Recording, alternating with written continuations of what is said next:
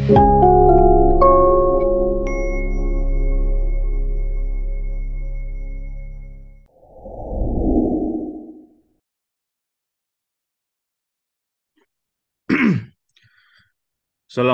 warahmatullahi wabarakatuh. Sampurasun.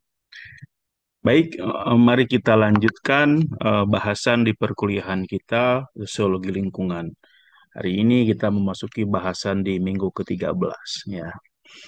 Oke, sebelumnya kita sudah bisa memahami eh, persoalan-persoalan lingkungan secara sosiologis. Kita bisa melihatnya eh, apa itu sebab-sebab yang menyebabkan kerusakan lingkungan dan faktor-faktor yang menyebabkannya dan analisa-analisa lainnya.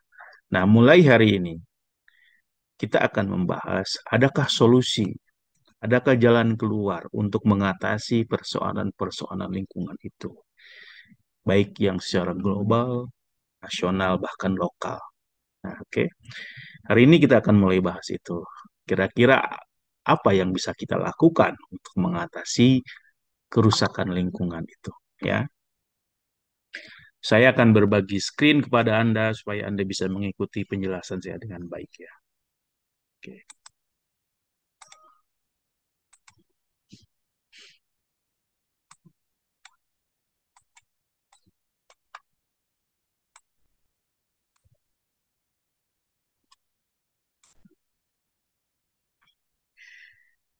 Pertemuan kali ini kita akan membahas pengembangan etika lingkungan, Pikukuh Karuhun Sunda tentang lingkungan.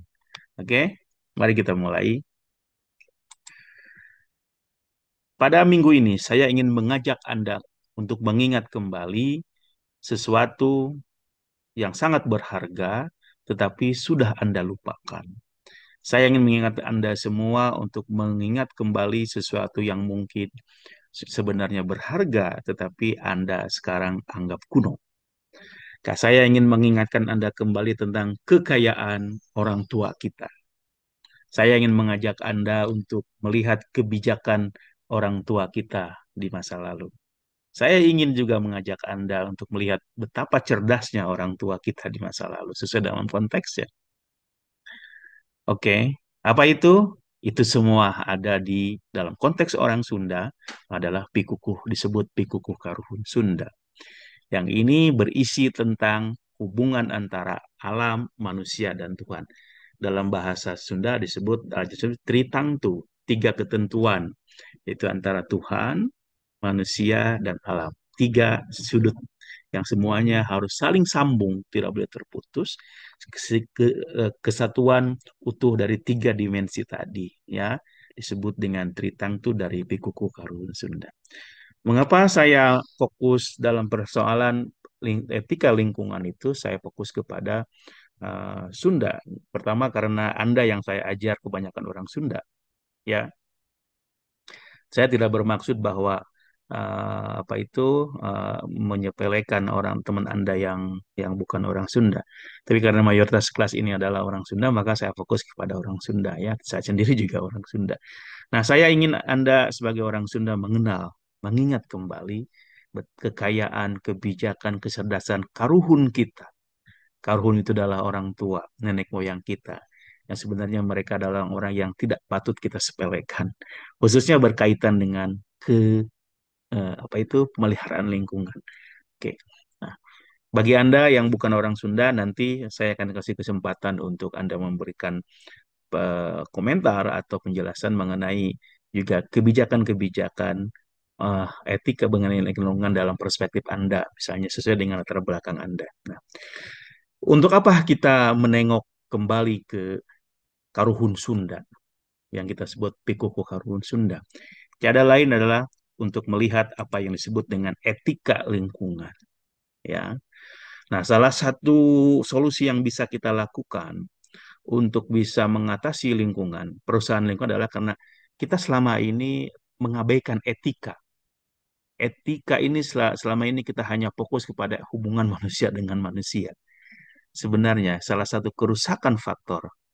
faktor kerusakan lingkungan baik nasional dan global karena kita manusia modern mengabaikan etika dalam hubungan kita dengan manusia, dengan hubungan kita sebagai manusia terhadap lingkungan alam sekitarnya. Kita mengabaikan etika lingkungan. Nah, kita ingin berpaling tuh kepada nenek moyang kita. Kepada siapa kita harus berpaling? Kepada siapa kita harus melihat etika lingkungan? Nggak usah jauh-jauh deh, ya. Boleh juga melihat kepada negara lain atau secara global. Tapi juga kita jangan lupa melihat, kita juga melihat berpaling kembali kepada diri kita sendiri, diri kita sendiri. Sebenarnya di dalam diri kita itu ada etika lingkungan yang sangat luar biasa, tetapi kita abaikan. Oke, nah kita akan melihat kepada diri kita, khususnya kepada kekayaan-kekayaan yang diwariskan dari nenek moyang kita, tapi kita lupakan mengenai hubungan kita sebagai manusia terhadap lingkungan alam sekitar. Oke, oke. Pertanyaannya sekarang, apa itu etika lingkungan? Di bahasa Inggris disebutnya environmental ethics. Etika itu kan prinsip-prinsip yang membahas bagaimana hubungan uh, kita, bagaimana berperilaku yang baik, prinsip-prinsip yang mengatur mana perilaku yang baik dan buruk, gitu kan. Dan sebaliknya kalau Anda estetika, sebaliknya kan uh, prinsip-prinsip yang mengatur mana yang indah dan tidak indah. Nah, kalau yang mana baik dan buruk, mana benar, mana salah adalah etika. Etika, jadi kalau etika lingkungan adalah etika yang membahas mana baik yang buruk dalam hubungan kita sebagai manusia terhadap alam. Membahas hubungan manusia dan lingkungan, manusia adalah bagian dari makhluk hidup, bagian dari tumbuhan dan binatang, dan kita bagian dari alam semesta. Nah, mari kita kembangkan etika lingkungan ini sebagai respon atas kerusakan lingkungan yang sudah kita pelajari di minggu-minggu sebelumnya itu. Ya, tapi untuk saat ini mari kita menengok kepada kekayaan diri kita sendiri, yaitu apa yang sudah dikembangkan, diajarkan oleh orang tua kita, tapi kita lupakan untuk melihat etika lingkungan. Ya, seperti itu. Nah, ketika saya berbicara tentang etika lingkungan, kita akan membahas tentang apa yang disebut dengan kearifan lokal. Nah, sering Anda dengar kan kata kearifan lokal itu sering Anda biasa. Di bahasa Inggris sebutnya local wisdom. Jadi apa itu kearifan lokal? Nah, kita untuk melihat ke etika lingkungan itu, kita melihat kepada kearifan lokal. Nah, dalam konteks tadi orang Sunda, salah satu kearifan lokal itu ada dalam apa yang disebut dengan pikukuh karuhun Sunda. Ya, oke. Nah, nanti akan lihat lebih lanjut penjelasannya. Nah, saatnya kita sekarang berpaling kepada tradisi untuk menemukan landasan etis dan praktis mengatasi kerusakan lingkungan.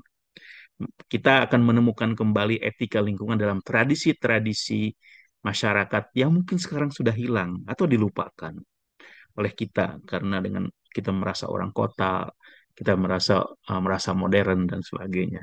Jadi proses modernisasi dan urbanisasi menggerus tuh kearifan-kearifan lokal itu. Tetapi untungnya nih kita merasa beruntung kearifan lokal itu masih dipelihara. Walaupun kita sekarang sudah mengalami derasnya arus urbanisasi, modernisasi, tetapi ternyata masih ada sekelompok orang di masyarakat kita yang masih menjaga nilai-nilai tradisi itu. Ya, ya mereka inilah orang-orang yang sangat berjasa sebenarnya. Mereka ini yang kita sering sebut masyarakat adat. Ini adalah sekelompok orang yang rela menjaga memelihara tradisi kita, meninggalkan hiruk pikuk modernitas, meninggalkan apa itu pergulatan yang ada di kota dan sebagainya. Mereka hidup tanda petik mencil, mengisolir diri dalam tempat tertentu. Sebenarnya mereka ingin menjaga ya. Nah, mari kita melihat kepada kearifan lokal mereka untuk menghidupkan kembali etika lingkungan yang berasal dari masyarakat tradisional. Dan itu sebenarnya ada di dalam masyarakat kita. Oke. Nah, apa itu kearifan lokal atau local wisdom? Saya tanya gitu kan, naon ari kearifan lokal teh. Nah, wisdom itu kearifan, kebijakan, bijaksana. Jadi kebijakan atau kebijaksanaan atau wisdom di bahasa Inggris adalah kemampuan menggunakan pengetahuan dan pengalaman untuk membuat keputusan dan penilaian yang baik. Jadi kalau gitu kearifan lokal apa? Local wisdom yaitu kemampuan menggunakan pengetahuan pengalaman yang ada dalam tempat tertentu untuk membuat keputusan dan penilaian yang baik. Nah, pengetahuan dan pengalaman ini diwariskan dari generasi lama ke generasi baru, dari bapak ke anak, dari kakek ke ayah ke ibu dan sebagainya, dari generasi ke generasi sehingga terjaga ya. Itulah yang disebut dengan kearifan lokal ya. Dan kearifan lokal ini ada di setiap tempat sebenarnya. Oke. Nah, kearifan lokal di situ tentu banyak. Kalau kita ingin melihat kearifan lokal yang ada dalam masyarakat Indonesia, misalnya itu banyak sekali. Khususnya, salah satunya adalah mengenai lingkungan, pemeliharaan dan menjaga lingkungan. Jadi pengetahuan dan tradisi yang berkaitan dengan interaksi dan relasi antara manusia dan lingkungan yang spesifik bagi suatu tempat dan diwariskan dari satu generasi ke generasi lain. Ini disebut dengan kearifan lokal tentang kelingkungan. Jadi dalam setiap lingkungan itu, dalam setiap tradisi masyarakat tuh, mereka tuh punya kearifan tertentu, punya ajaran-ajaran tertentu yang luar biasa yang berkaitan dengan bagaimana hubungan kita manusia dengan alam, manusia dengan alam Tuhan dan sebagainya. Yang itu diwariskan dari generasi ke generasi lain. Untungnya ini semua dapat kita temukan di masyarakat adat tadi. Ya, hampir dari seluruh orang-orang adat di Indonesia kita bisa temukan kebijaksanaan, kebijaksanaan mengenai hubungan kita sebagai manusia terhadap lingkungan. Nah, ada itu di masyarakat yang kita sebut masyarakat adat, kampung adat. Di bahasa Inggris sebutnya indigenous communities ya. Oke, nah, oke, saya ingin mengajak Anda, saya katakan tadi di awal, karena Anda adalah semua orang Sunda, dan maka saya cuma ingin fokus kepada bagaimana mengenai etika yang dalam fokus yang kita ambil dari kebijaksanaan orang-orang Sunda yang saya sebut dengan pikukuh karuhun Sunda. Bukan saya sebut sebenarnya, berkembang di masyarakat, saya ingin mengatakan kembali adalah apa yang disebut dengan pikukuh karuhun Sunda. Nah, contohnya ini yang Anda lihat gambar ini. Gambar ini adalah salah satu kebijaksanaan, keluar biasaan, kepintaran, kecerdasan dalam konteksnya orang tua Sunda di masa lalu. Mereka ini adalah leit yang tidak pernah kita bayangkan adalah sistem ketahanan pangan yang luar biasa. Orang-orang adat di Kampung Sunda, misalnya seperti ada di Urang Kanekes di Banten, orang Cipta Gelar di Sukabumi dan lainnya, mereka tuh punya sistem ketahanan pangan. Itu apa yang disebut dengan leit. Leit itu nih rumah padi, tempat menyimpan padi. Hampir setiap rumah punya di sana. Nah, kita sering menganggap ini kuno ya. Tapi kalau kita telusuri, dengan adanya leit ini ternyata membuat orang-orang, misalnya di Cipta Resmi di Sukabumi, mereka mampu menyimpan padi mereka untuk 2 sampai 3 tahun ke depan tanpa perlu bantuan pemerintah, tanpa perlu dikirimi raskin oleh pemerintah. Mereka bisa swasembada beras. Dan juga ramah lingkungan. Sekarang sistem produksi beras mereka, padi mereka itu tidak menggunakan fertilizer, tidak menggunakan apa itu sistem-sistem modern, sistem produksi modern yang merusak lingkungan seperti kita pelajari di beberapa minggu sebelumnya. Karena mereka menggunakan sistem penanaman padi yang alami. Silakan Anda cari sendiri ya. Ingin katakan bagaimana caranya itu. Yang penting poin saya adalah hari ini adalah salah satu contoh kebijaksanaan yang luar biasa dari Karuhun orang Sunda. Ya. Nah, ini yang kedua gambar. Ini yang disebut dengan rumah panggung. Nah, rumah panggung ini adalah salah satu bentuk kebijaksanaan orang Sunda dan juga di wilayah masyarakat lainnya di Indonesia. Ini adalah simbol atau bukti dari kecerdasan orang Sunda, kebijakan.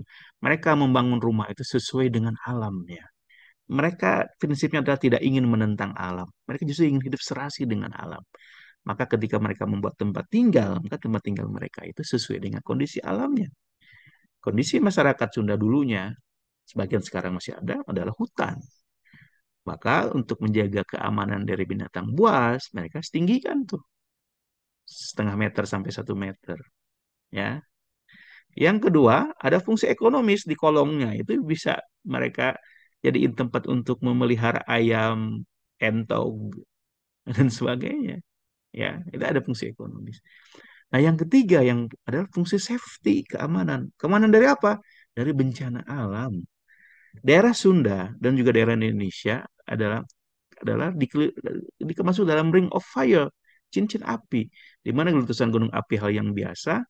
kemudian juga gempa hal yang biasa. Karena itu, maka bentuk rumah disesuaikan dengan keahlian, yaitu bentuk rumah yang bisa bergoyang, yang bisa menari sesuai dengan goyangan gempa. Karena itu tidak akan roboh. Kalaupun roboh, mungkin tidak menimbulkan bahaya. Jadi dengan cara ini mereka berupaya untuk meminimalisir. Bencana mungkin tidak bisa dihindari seperti gempa bumi, tapi bisa diminimalisir korbannya. Karena dengan rumah yang tinggi seperti ini, itu dari bahan bambu, kayu, dan sebagainya, kalau terjadi roboh, mungkin tidak sebesar korbannya kalau terbuat dari beton. Apalagi problemnya kalau betonnya tidak dibuat dengan benar konstruksinya, komposisi semen, batu, pasirnya tidak benar. Maka sering kita lihat di beberapa bencana korban itu lebih banyak misalnya dalam gempa karena tertimpa, ya, tertimpa dari reruntuhan beton, dinding beton. Ini salah satu kekayaan dan kecerdasan dalam pandangan saya adalah orang-orang karuhun kita, ya, orang tua kita di masa. Tapi sayangnya sekarang jarang kita temukan lagi rumah ini, ya, seperti itu. Nah, ini juga, ini salah satu, ini Anda lihat ini ada masjid di tengah. Ini ada dari peristiwa tsunami sebenarnya 2004 di Aceh. Di sekelilingnya rumah-rumah dan pohon-pohon sudah nggak ada, terjang tsunami. Tapi bangunan ini, yaitu masjid, masih tetap bisa berdiri.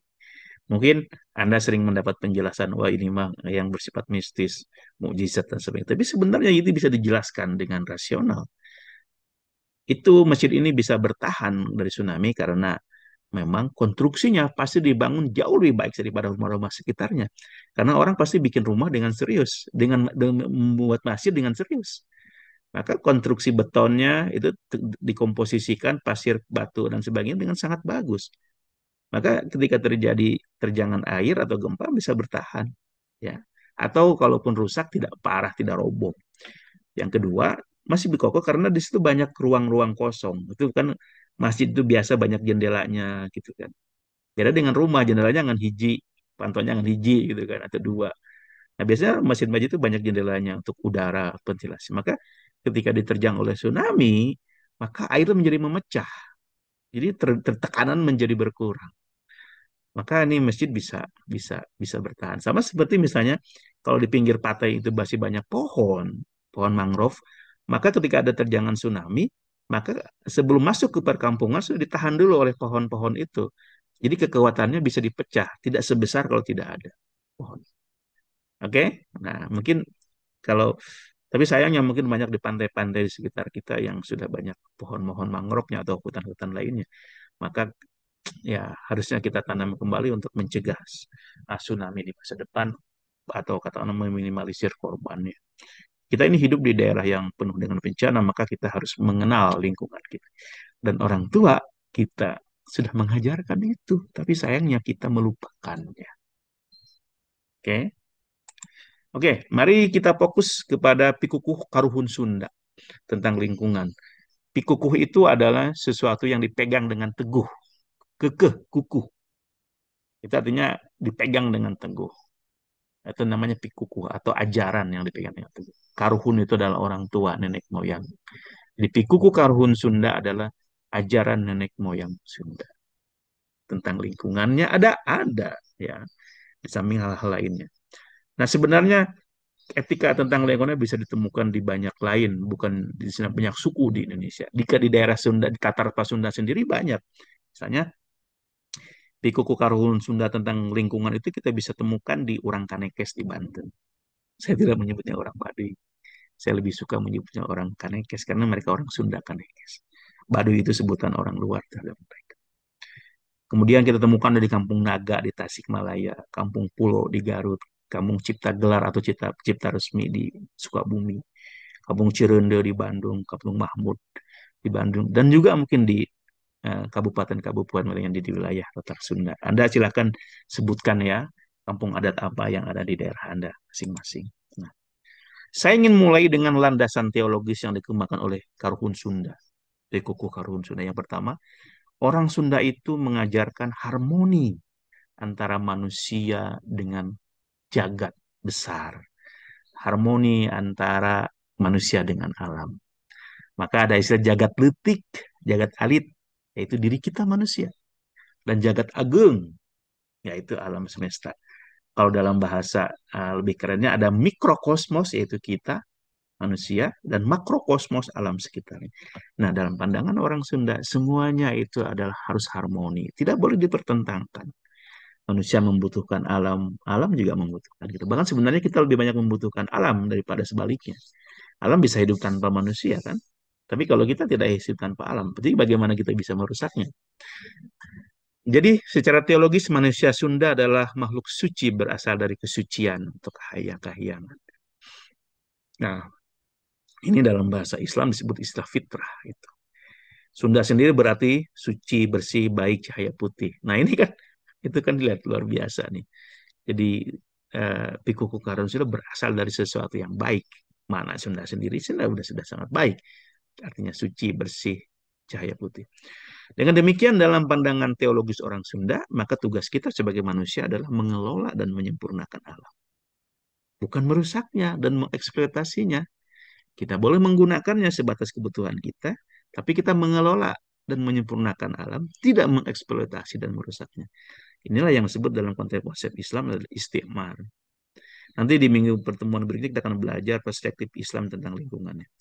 Dengan demikian, dalam pandangan ini adalah alam itu bukanlah harus ditundukkan, dieksploitasi oleh kita.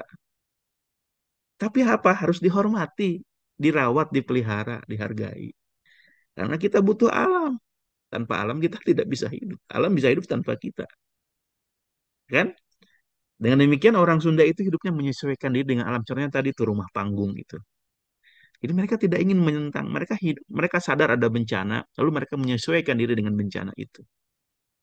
Sekarang juga sebenarnya sudah diadopsi oleh orang modern kita, misalnya orang Jepang dan juga sebagian orang Indonesia, pemerintah khususnya. Menjadi mereka membangun rumah yang juga uh, anti gempa. Nah, dengan demikian antara jagat alit, jagat letik diri kita manusia dan alam sekitar jagat agung adalah harus ada keserasian, harmoni. Tidak boleh ada pertentangan. Ya. Tidak boleh ada penguasaan, tidak boleh ada eksploitasi. Ya, seperti itu. Nah, mari kita fokus kepada pikukuh orang Sunda tentang lingkungannya. Saya ingin fokus kepada pikukuh orang Sunda yang ada di Kanekes, orang Sunda Kanekes. Kanekes itu nama sebuah desa di Banten, ada di Kecamatan Lewidamar, Kabupaten Lebak, Banten ya, Provinsi Banten. Nah, kita akan melihat pikukuh karuhun, pegangan nenek moyang yang dibawa oleh orang Kanekes. Sebenarnya ini juga hampir sama juga. Secara umum ada juga di adat di kampung adat di wilayah Sunda lainnya ya. Oke, dilarang mengubah aliran air, dilarang mengubah bentuk tanah, dilarang merusak leuweung titipan atau leuweung rangan, tidak menggunakan bahan kimia, mereka menolak budaya perkebunan, tidak memakan kaki empat hewan, ya. Nah, mereka tidak dilarang berladang sendiri-sendiri dan berpakaian sembarangan. Ini adalah yang secara umum. Kita lihat yang lebih detail ya. Nah ini adalah pikuku karuhun Sunda ya. Nah, saya ingin bacakan kepada Anda supaya Anda. Nah, kita fokus beberapa ini. Buyut nu dititipkan kapuun nagara 30 bangsawan sawidak 5 pancer salawen negara. Gunung temenang dilebur, lebak temenang diruksak, larangan temenang dirempak, buyut temenang dirobah, lojor temenang dipotong, pondok temenang disambung. Nu lain kudu dilainkeun, nu ulah kudu diulahkeun, nu nya kudu dienyakeun. Mipit kudu amit, ngala kudu menta, ngeduk cikuru kudu mihatur, nyokel jahe kudu micarek, ngagedag kudu beware. Nyaur kudu diukur, nyabda kudu diunggang, ulah ngomong sageto-geto, ulah lemek sadaik-daik. Oke? Mari kita lihat ke fokus pada yang ini, yang kedua dan ke beberapa. Gunung temenang dilebur, artinya gunung tidak boleh dihancurkan. Nah ini sekarang kita melanggarnya kan? Banyak gunung yang sudah hancur, tinggal sapotong, seperempat. Kalau Anda pergi ke daerah Padarang, gunungan di situ tinggal sapotong, tinggal seperempat. Anda pergi ke daerah timur di Garut di sekedar Leles ada gunung yang tinggal sapotong, gundul. Di Majalengka juga sama dan di beberapa lainnya daerah Sunda ya. Apa yang terjadi? Kalau hutan gundul, hutan dilebur, maka kayunya habis. Kita kehilangan sumber oksigen kita. kita kehilangan kayu yang oksigen kita, kita kehilangan kayu yang menahan longsor, kita kehilangan kayu tanaman yang bisa menahan air untuk minum kita dan sebagainya. Maka akibatnya ketika hujan terjadi dan gempa, maka daerah itu yang paling banyak terkena. Mudah terkena longsor, mudah terkena gempa dan sebagainya dan sebagainya. Dan mata air hampir dipastikan di daerah situ berkurang. Ya. Nuka dua, lebak temenang diruksak. Lebak itu dataran rendah. Itu temenang diruksak. Tidak boleh diruksak. Karena apa? Daerah dataran rendah itu adalah tempat bergenangnya air. Secara alami, air akan bergenang di daerah yang rendah. Maka terciptalah adalah danau, situ, ya, rancah. Gitu. Maka di daerah Bandung ada rancah Ekek. Itu karena daerah rancah-rancah, daerah bawah, tempat air secara alami menggenang membentuk sebuah kolam, danau situ. Tapi sayangnya, apa yang terjadi sekarang sudah dirusak. Danau-danau itu, situ-situ banyak yang ditutup, dijadiin perumahan. Karena desakan modernisasi, urbanisasi, maka daerah itu ditutup jadi perumahan. Tetapi orang yang melakukannya tidak mengerti. Mereka ditutupin semua. Maka ketika musim hujan, daerah itu menjadi langganan banjir. Ya, karena memang air turun dari atasnya ke bawah. Maka di bawahnya ditutup, ada kemana lompat. Nah, ya kaimah-imah. Ya, seperti itu. Yang ketiga, larangan temenang dirempak. Artinya larangan itu tidak boleh dilanggar. Dalam konteks misalnya hutan larangan. Lah semua ada kita dalam orang Sunda itu mengenai hutan larangan. Hutan yang tidak boleh dimasuki, hutan yang tidak boleh ditebangi pohonnya, tidak boleh diganggu apa yang di situ. Sebenarnya itu tujuannya bukan sama sekali bersifat mistis, tapi sebenarnya mengajarkan untuk menghormati sumber-sumber kehidupan. Karena hutan itu tadi saya katakan ada sumber kehidupan, airnya, pohonnya, oksigennya dan sebagainya. Ya, oke, seperti itu. Maka orang Sunda itu tidak boleh mengganggu alam. Maka di sini lojor temenang dipotong. Maksudnya kalau yang memang panjang itu tidak boleh dipotong, pendek. Biarkan apa adanya yang ada di alam. Pondok temenang disambung. Kalau memang pendek, biarkan pendek, jangan disambung. Biarkan alam itu apa adanya. Nulain kudu dilainkan. Kalau memang itu tidak, katakan tidak. Nu ulah kudu diulahkan yang memang dilarang, katakan tidak dilarang. Nu inyak kudu diinyakan yang memang dibolehkan, ya boleh katakan. Ya, seperti itu. Maka ini dalam perilaku kehidupan orang Sunda itu maka ada etikanya, baik secara sosial dan secara lingkungan. Maka mipit kudu amit. Kalau Anda memetik, kedua harus izin. Ngalak kudu menta. Kalau Anda mengambil, Anda harus izin, meminta. Geduk cikur kudu termasuk hal yang kecil. Misalnya Anda mengambil cikur, cikur terkencur, kan kecil. Anda harus minta izin. Jahe juga sama. Harus semua dilakukan dengan etika, dengan baik. Artinya menghormati lingkungan, menghormati tetangga manusia dan sebagainya. Tidak boleh kita semena-mena melakukan alam dan tetangga manusia sesama manusia. Termasuk juga dalam hal bicara, ketika kita bicara kudu diatur. Nyaur kudu diatur, kalau bicara harus diatur. Nyabda kudu diunggang, kalau Anda seorang seorang pejabat, maka kalau bicara Anda harus diukur juga, ya. Jangan bicara sembarangan, ulah ngomong sageto-geto, ulah lemek sadek-dek, ulah yang berbicara semaunya saja. Oke, seperti itu. Nah, ulah maling pepanjingan, ulah jenah pepacangan, kudu ngadek sak celekna, kudu nilas sak plasna. Nah ini, kudu ngadek sak plasna maksudnya kalau Anda ingin memerlukan bagian dari alam itu, maka misalnya Anda mesti memotong sesuatu, maka lakukan sesuai dengan kebutuhan Anda. Kudu ngadek sak celekna. Maksudnya Anda kalau memang mau memotong kayu, lakukan sesuai dengan kebutuhan Anda saja. Tidak berlebihan. Kudu nilas sak plasna. Kalau Anda harus menebas pohon atau sesuatu yang ada di hutan sekitar rumah Anda, lakukan memang sak plasna. Sesuai kebutuhan Anda. Jangan berlebihan. Kalau itu semua dilanggar, maka akibatnya matak burung jadi ratu, matak edan jadi menak, matak pupul pengaruh, matak hambar komaran, matak tumahi juritan, matak tepai tejaya perang, matak eleh jajaten, matak eleh kasakten.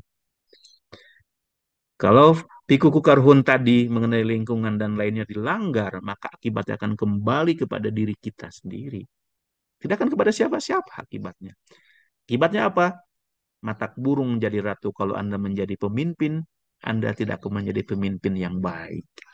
Anda tidak akan menjadi pemimpin yang yang jadi, yang apa, yang bisa menunaikan tugasnya dengan baik. Kalau Anda menjadi pejabat, Anda tidak akan menjadi pejabat yang baik. Mata edan jadi menak. Karena itu, kalau sebuah bangsa, sebuah masyarakat sudah melanggar itu, maka mereka akan kehilangan pengaruhnya, akan kehilangan wibawanya. Mata pupul pengaruh, mata hambar kumara.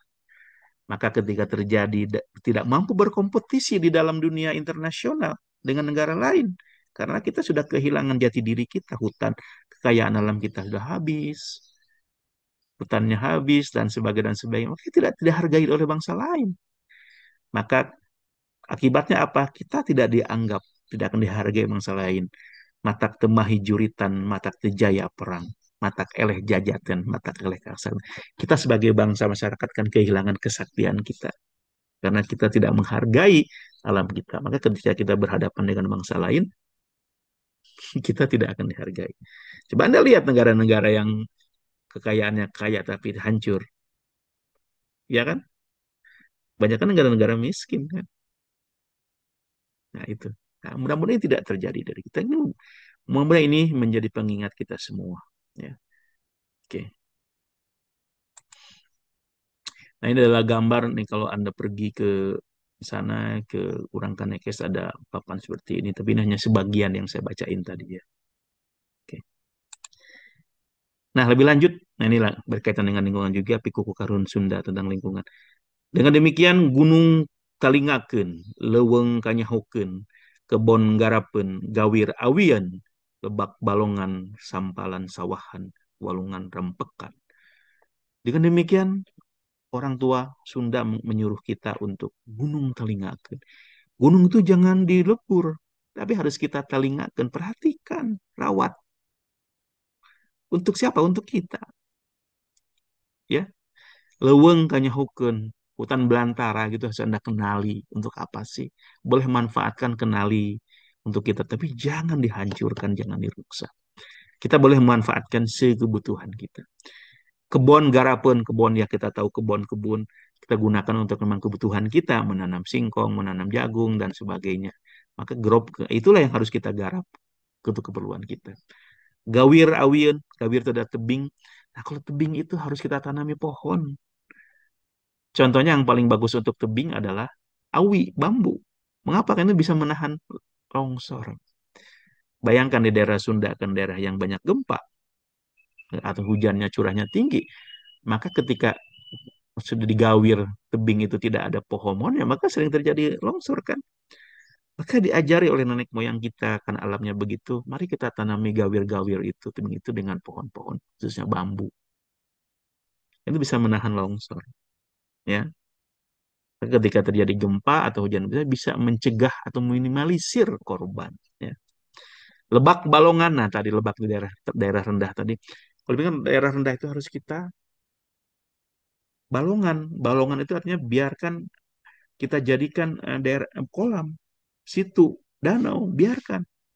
Karena itu daerah penampungan air, kan daerah-daerah bawah pasti adalah menampung air yang dari daerah atas. Maka secara alami menciptakan danau, menciptakan situ. Jangan ditutup, jangan ditutup ya. Kalau memang perlu untuk jadi rumah ya jangan semuanya.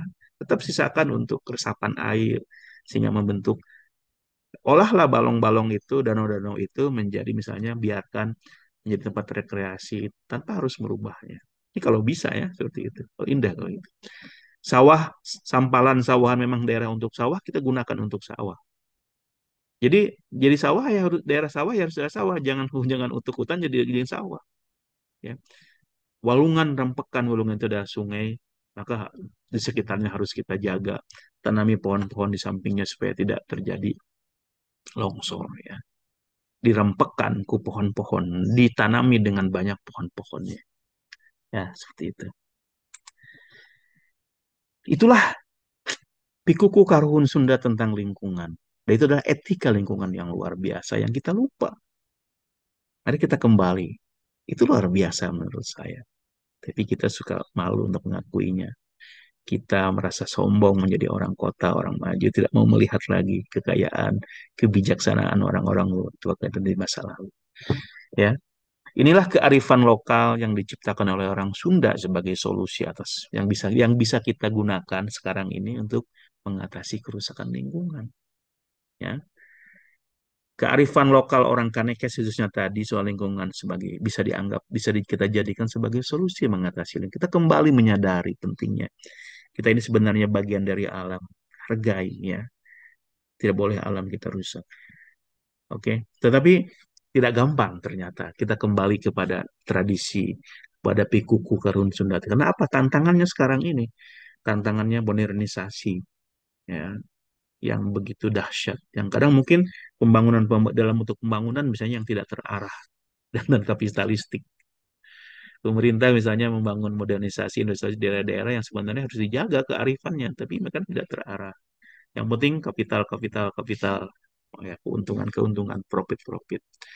Nah, meskipun ada tantangan, tapi ada baiknya juga kita sedikit demi sedikit sesuai dengan kemampuan kita. Mari kita kembali ke local wisdom orang Sunda tadi. Bagi orang Sunda, bagi orang yang bukan Sunda, kembali kepada local wisdom latar belakang nenek moyang Anda. Ya, seperti itu. Untuk apa? Untuk bumi yang lebih baik atau setidaknya tidak bumi yang tetap baik untuk generasi ke depannya. Oke, seperti itu. Nah, ini adalah tantangan yang dihadapi orang Kanekes dengan kedatangan wisatawan. Mereka menghadapi persoalan besar, sampah dan sebagainya. Ya, oke. Ini adalah Puun yang menangis melihat tadi gunung larangannya, hutan larangannya dilebur, dihancurin karena mau dicarikan oleh segelompok orang emasnya. Mereka menangis. Kami diamanatkan oleh leluhur supaya gunung jangan dihancurkan. Tadi itu gunung ulah dilebur. Ketika ada terjadi penghancuran gunung demi kepentingan ekonomi, dan itu dilakukan bukan oleh orang Kaneke sendiri, mereka sangat sedih. Ya, maka pemerintah harus bergerak di sini. Terima kasih, supaya mudah-mudahan Anda mengerti ya. Pentingnya kita kembali kepada tradisi kita yang baik. Tidak semua tradisi itu buruk. Banyak yang baik yang bisa kita gali dan kita kembangkan kembali untuk hidup kita masa sekarang dan masa depan. Islam mengajarkan salah satu sumber hukum Islam itu adalah urf, ada tradisi dan tidak ada. Dalam itu jadi demikian kita punya landasan kuat untuk mengambil tradisi-tradisi Sunda khususnya demi kepentingan kebaikan kita masa ini dan masa depan. Terima kasih, sampai ketemu di pertemuan berikutnya. Assalamualaikum, sampurasun.